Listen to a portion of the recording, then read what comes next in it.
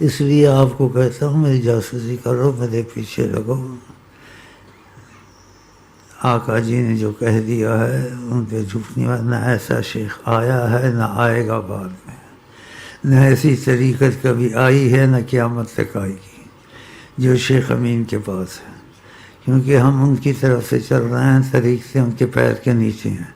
تو آقا جی کو طریقت پہ چلانا چاہتے، اس کی مرضی، جو بات طریقت کی ہے اس کو چلائیں یا طریقت کو چھوڑ کے جو مرضی کریں، وہ کسی کے تابع نہیں ہے صلی اللہ علیہ وسلم۔ اس لیے یہاں ایسی تخصیص خصوصیت ہے آقا کے دخل سے، نہ جہان میں ہے نہ ہوگی نہ ہے، یہ آقا جی نے کہا ہے۔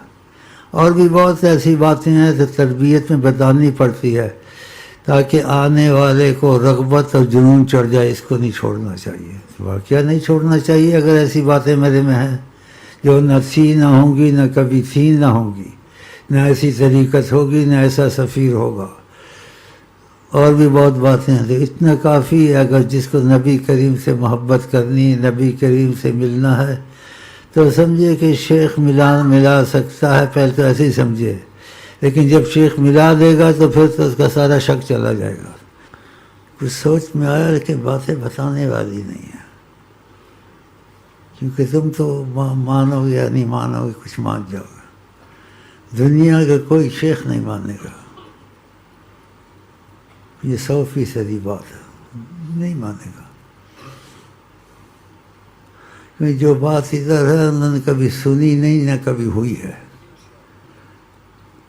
اور یہاں ہے، اور اس کا سبب حضرت محمد مصطفیٰ۔ انہوں نے کہا دنیا کچھ نہیں بنی تھی، ہم نے تم کو پہلے سے چنا ہوا تھا۔ اللہ! جو ان پہ جھوٹ مارے اپنی جگہ جہنم میں بنا ہے، ہم نے تم کو ازل سے چنا ہوا تھا، ابھی کچھ نہیں بنا تھا۔